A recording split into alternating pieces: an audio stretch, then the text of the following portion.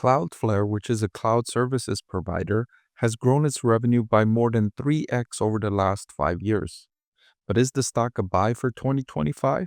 I'm going to answer that question in this video, evaluating the company's revenue growth, its profits, its cash flow, and comparing it against its valuation using two different valuation metrics, including my discounted cash flow valuation model. So without further ado, let's take a look. I want to thank the Motley Fool for sponsoring this video. Visit fool.com/parkev for the 10 best stocks to buy now. Cloudflare's trailing 12-month revenue soared to $1.57 billion in the most recent trailing 12-month period.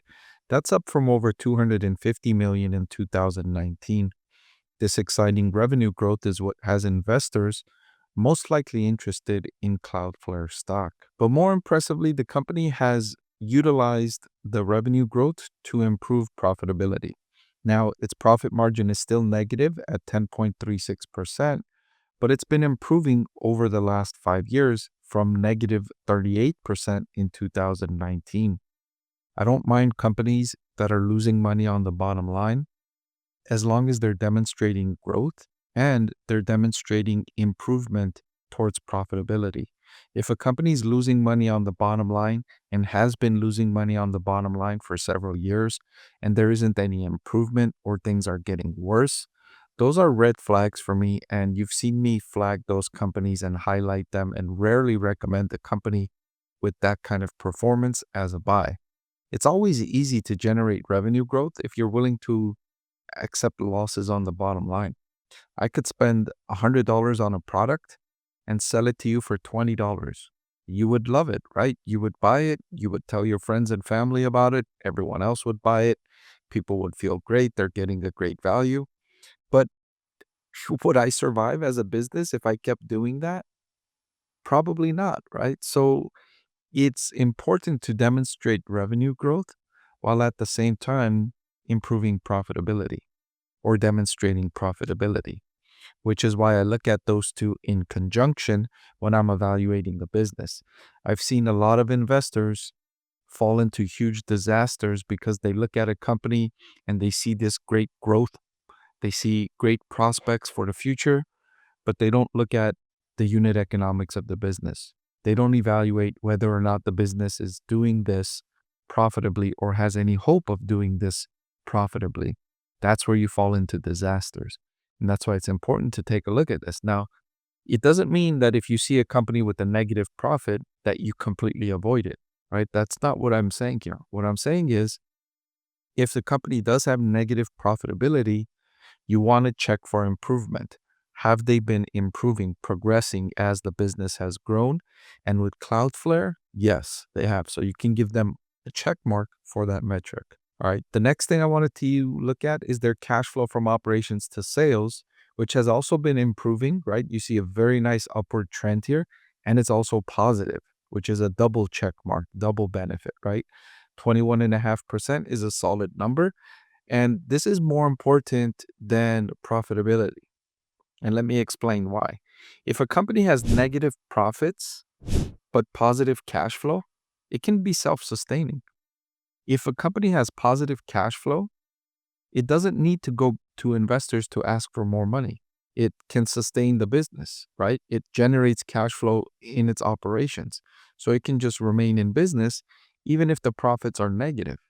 And this can happen, right? You might say, how can you have positive cash flow and negative profit? Businesses have significant non-cash expenses. One of them, the most prominent one for tech companies, is stock-based compensation. If I, as a business owner, choose to pay my employees in stock-based compensation, that's a non-cash expense for me. I'm giving them a piece of the business instead of giving them cash. But on the income statement, I need to include the value of that compensation I'm giving them. So my income statement might reveal that my company is not profitable because I'm paying this much in stock-based compensation. But it's not a cash expense, and I can continue operating my business in this fashion without going bankrupt because I'm still generating positive cash flow. Now, I would be diluting shareholders, increasing the share count, and reducing the earnings per share if or when the business does become profitable. But it is a nice way for younger, newer companies to conserve cash and still generate growth. And it's also a nice way to compensate employees to make them feel like they are getting a piece of the action. Like if they do something really good and it drives growth for the business, let's say you have a small team of 4 that you've given them a project that you want them to complete, and it turns out they do an excellent job on this project, and it turns out to be a product or service that generates huge growth for the business. Well, those 4 people on that team, if they were just getting a salary, they wouldn't benefit really in that huge growth in the business and the increase in the valuation.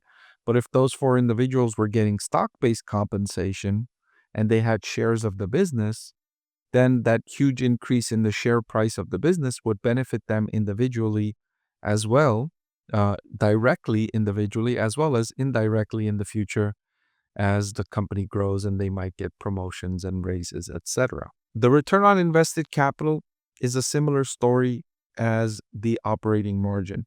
The return on invested capital measures how much profit a company generates from the capital that investors give the company. And I'm okay with companies that have a negative return on invested capital, just as I'm okay with companies that are negative on profit on the bottom line.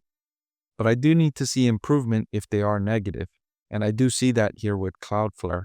Very solid improvement up to negative 4.5%, up from negative 35% in 2019. So while the numbers are negative, they are improving at a robust rate for me to feel confident that, you know, it's very likely that they will be positive in this metric over the next 12 to 18 months. All right, so now that we've looked at all the metrics for Cloudflare, let's look at the valuation. First, looking at the forward price to earnings. And according to this metric, the stock is very expensive at a forward PE of 107.